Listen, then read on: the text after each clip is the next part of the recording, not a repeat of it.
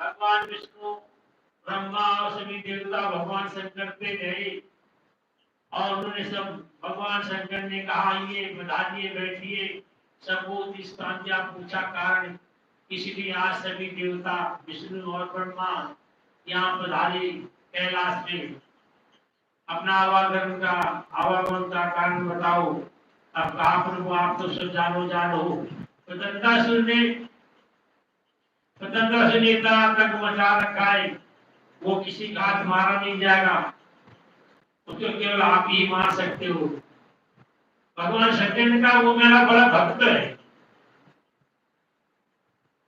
वो मेरा बड़ा भक्त है, मैं उसे कैसे मारूं? भक्त को तो हम नहीं मान सकते। बोला प्रभु कुछ भी तो करो, उसने अब तक कमाने में कर रखा है। बोला मारा तो जरूर जाएगा, मेरे हाथों से मारा जाएगा, पर समय आने पे मारा जाएगा, अभी नहीं मारा जाएगा। ऐसा करके प्रसन्नता से जब मारा जाएगा, समय भी नहीं आया है, आएगा तो मारा जाएगा। सभी देवता ने प्रभु कब मारा जाएगा? बोला आप भय धारण करो। भगवान शंकर माया रूपी लीला दिखाते हैं, आश्वासन देवताओं को देकर भेज दिया। उधर से जब देवता वाणी का थे, इधर से भगवान कृष्ण भगवान कृष्ण राधा रानी भी कैलाश में जा रही थी। दोनों के भेंट रास्ते में देवताओं की हो गई, ब्रह्मा जी की, विष्णु जी और भगवान कृष्ण भी जा रहे आपस में। कोई मिलता है सामने, बड़ा प्रणाम करके देवताओं ने सबने प्रणाम किया, ब्रह्मा जी ने प्रणाम किया। तो भगवान विष्णु के अवतार हैं, वो जाकर के भगवान शंकर से बैठे हुए थे। भगवान के शंकर से बोले, भगवान शंकर बोले आओ राधा, कैसे मिला, कैसे आप यहाँ कैलाश पर आए? आवागमन पूछा। उन्होंने कहा प्रभु मैं इसलिए आया, बहुत समय हो गया है, मेरा प्रेमी, मेरा भक्त, मेरा दोस्त, बचपन का सखा गोपा नाम का जो ब्राह्मण राक्षस बन गया राधिका जी के शराब से, तो मैं और दोनों राधिका इसी की सिफारिश करने आया आपसे कि उसको राक्षस योनि से मुक्ति कर। बहुत दिन हो गया इस राक्षस योनि में, ये तो राधा रानी ने शराब दे दिया था, मैं प्रभु सिफारिश करने आया उसको इस योनि से छुट्टी दे दो। भगवान शंकर ने जाओ देवताओं को भी आश्वासन दिया कि मैं औसतन समय आएगा तो हम उसे मुक्ति। शंकराचार्य जब तीनों लोग पे राज करने लगा था, जाके उसने ब्रह्मा जी की भी प्रार्थना की थी, तब किया था एक पेड़ पे खड़े होकर। ब्रह्मा जी बड़े प्रसन्न हुए थे, उसी पर उन्होंने भी देख दिया था कि तुम्हारे कोई मान्य सखी का भाषण करके अलावा पर तुम हमारी है क्या सी, तुम जाके बद्रीनाथ में आकर के वहां पहुंच के बद्रीनाथ में जाकर तपस्या करो आप, और वहां पे धर्मराज की पुत्री बिंद्रा तपस्या कर रही है, आप वहां से जाकर के आप वहां उससे जाकर के आप विवाह करो और सुख भोगो संसारी। क्योंकि संसार में आजकल तो पति पत्नी के सुख से ज्यादा ढूंढते भगवान सुख तो बड़ी कम मिलते। और सबसे भी शास्त्र ने भी बहुत बड़ा है कि इस संसार में जिस अंदर में चैन कहाँ है, सुख है तो ज्यादा दुख है। दुख तो बहुत अनेक प्रकार का, बेटा का, बेटी की, माता का, पिता का, काम का, काया का, दोस्त का, रिश्तेदारों का दुखी दुख है। वहां से शंकर जाकर पति के तरफ में चला गया, तो जाकर के जहाँ बिंदा बैठे से थोड़ी दूर पे बैठ गया और अपना ध्यान लगाने का ब्रह्मा जी के, तो बिंदा ने कहा मनुष्य के अंदर यही तो कमी है, कृष्णा ने क्या कहा, पुरुषों के अंदर यही एक कमी है, जब अच्छी कोई नारी देखते हैं तो उससे मोहित हो जाते हैं, और पराजित भी उसी से होते हैं। शंकराचार्य कुछ नहीं बोला, फिर दोबारा उन्हें आवाज उठाई, तब कहा मैं तुम्हारे से ना पराजित हूँ और ना तुमसे मोहित हूँ, और ना ही मेरा भोजन है तुम्हारे से भोगविलास का। मैं केवल ब्रह्मा जी के कहने से यहाँ आया हूँ, तपस्या करने के लिए, नदी विसर्जन में तपस्या करने आया हूँ, और मैं किसी नारी से पराजित नहीं होता हूँ। पहली बात तो मैं तो मोह नहीं करता हूँ, तो जो मोह नहीं करता तो भोगविलास की इच्छा नहीं करता हूँ मैं, तो हम पराजित हैं। ये ऐसी बात सुन के तुलसी जो थी, वो विद्या जो थी वो बड़ी, ये ऐसे पुरुष तो बहुत कम मिलेंगे। इतना बातचीत दोनों हो रही तब तक ब्रह्मा जी वहां पर बैठे। ब्रह्मा जी ने बोला बेटा क्या तुम बात कर रही हो, तुम गंधर्व विवाह रचाओ, इसके साथ जाके किसकी बसाओ। तो उसकी पत्नी जो तब के धर्म की कन्या तब करी थी, उससे शादी हो गई। गंधर्व विवाह ब्रह्मा जी के सामने ब्रह्मा जी ने करवा दिया। वैसे आप लोग कहते हो कि राधा रानी प्रेमिका है भगवान कृष्ण की, पत्नी नहीं, शादी नहीं, शादी हुई है।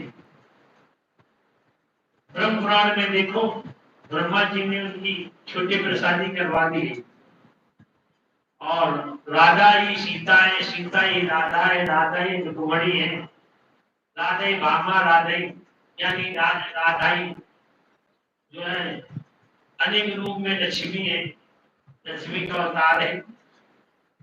प्रेम का प्रतीक जरूर माना गया कि प्रेम के प्रतीक के लिए, प्रेम के लिए राधा कृष्ण ने जन्म लिया। कई कई लोग कथावाचक कहते हैं कि राधा के में इसमें शिवपुराण में कथा में राधा और कृष्ण का कोई जिक्र नहीं, जैसे बीच में पंगा पड़ गया था, भी उसने बोला था शिवपुराण कथा करता है मत मेरे सवाल क्या प्रेम क्या विदेश विदेश,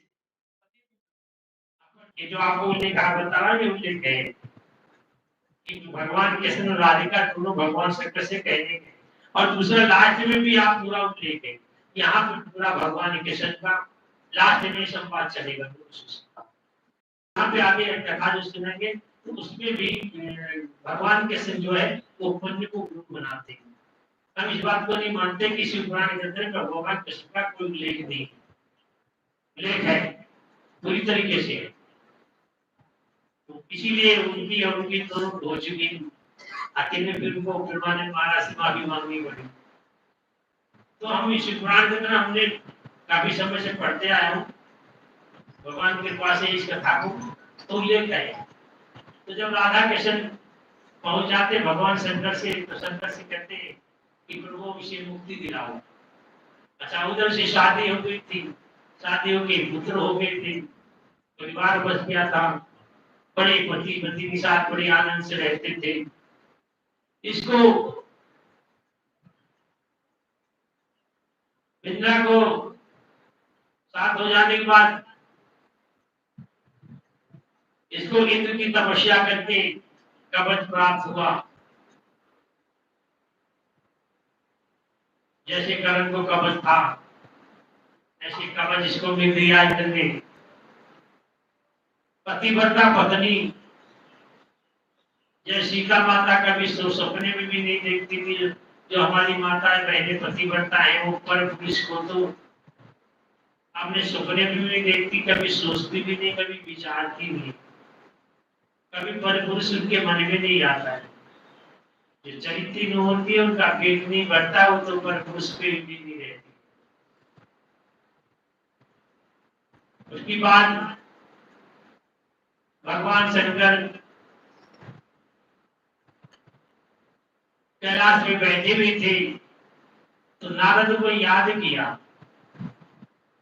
उस जमाने के डाकिया जैसे आजकल के पोस्टमैन चले में, तो कैसे पोस्टमैन थे, तो नारायण नारायण करके हाजिर हुए, बोला प्रभु आदेश।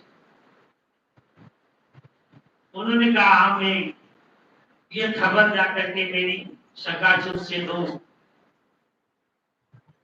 कि कैलाश में एक योगी बैठा हुआ है, घोड़ा बैल साथ में बंधा हुआ है, उसके साथ सुंदर पटनारी है, वो रत्नों से जनित है, वो रतन है, सबसे अमूल्य रतन है, संसार में कोई रतन नहीं। अगर ये रतन तुम्हारे सभा में विराजमान हो जाए, ऐसा शादी हो जाए, तो सोने में सुहागा वाली बात हो जाएगी। भगवान शंकर की बात सुन करके नारायण नारायण करते हुए शंकराचार्य की सभा में पहुंच गए। शंकराचार्य ने आसन देकर के ब्राह्मणों का सबका आदर सत्कार करता था। पैर पूजे, पैर धोए, पैर धोके उसके सिंहासन में बैठाया, धूप त्यागे, आरती की और फिर कहा, ऋषि आपका आवागमन कहाँ से हो रहा है?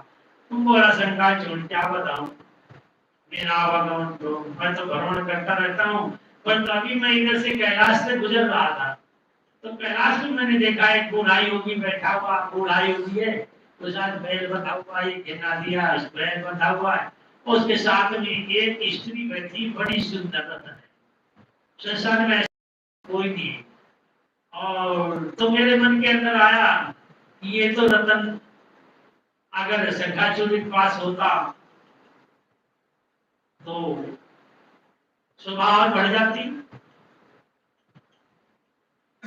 जब उसने कहा इस बात को, तो ये भगवान की लीला ही है, कब भगवान भक्ति कराए, कब छीन दे, किस बहाने बुलाए, ऐसा कह के किसी नारद चल दिए। उसकी बाद उसने अपने दत्त को बुलाया, अपने मंत्री को बुलाया और कहा, जाके उसे बोलो जो योगी बैठा हुआ है, अपनी भार्या यानी अपनी पत्नी मुझे दे दे, जाओ उससे मांगो जाकर के कि शंकराचार्य मांग रहे हैं और तुम अपनी पत्नी शंकराचार्य को दे दो। ऐसा कहकर के वहां से मंत्री शंकराचार्य का गया, उन्हें वचन सुनाए। भगवान शंकर हंस के बोले, बोला कोई अपनी पत्नी देता भी है तो हम देते, हम ऐसे अपनी पत्नी में कैसे दे दो उसको, हम अपनी पत्नी नहीं देते। वो तो जाके उसको उन्हें उसे बोल दिया, तो कहा कि बताया कि दूसरे की पत्नी देने से योगी ने मना कर दिया है। ऐसा सुनकर के शंकराचार्य को बुलाकर उदाया, वो फड़फड़ाने लगा, फड़फड़ाते हुए बोला, जाके बोलो अगर पत्नी नहीं देती है तो मेरे से युद्ध करो। अब जाकर के वहां पे बताया, शंकर भगवान से कहा कि अगर आप पत्नी नहीं देते हो तो युद्ध करो। भगवान शंकर ने कहा, ऐसी अच्छी ऐसी इच्छा है तो चलो, हमसे युद्ध करके है, हमारी पत्नी जीत के ले जाए, वो हम उसको पत्नी दे देंगे, मुझे हरा देंगे। शंकराचार्य इधर अपनी तैयारी की, करोड़ों दैत्य इकट्ठा हो गए, अपनी सेना सजा करके चले नापका नदी के किनारे डेरा डाल दिया। इधर भगवान शंकर ने अपनी सेना गणेश, कार्तिकेय, नंदे, वीरभद्र, भैरव, काली, दुर्गा, चामुंडा, सभी देवियां सहित और गणों के सहित भगवान शंकर ने भी वहां से प्रस्थान किया और नापका नदी के इस पार में, वो भी भट्ट के नीचे भगवान शंकर अपना डेरा डाल दिया। तो शंकर भगवान की जय। अब दोनों के डेरा पड़ चुके हैं, दोनों तरफ से तैयारी। फिर भगवान शंकर ने कहा कि जाओ दूत कहो हम आ गए हैं, युद्ध के लिए तैयार रहो, और या तो यह विचार त्याग दो कि हमारी भार्या को आप नहीं मांगोगे। उधर से उसने दिया, उसने जवाब दिया मैं भी युद्ध के लिए तैयार हूँ, या तो अपनी भार्या मुझे दे दो, भार्या मुझे दे दो, नहीं तो युद्ध करो।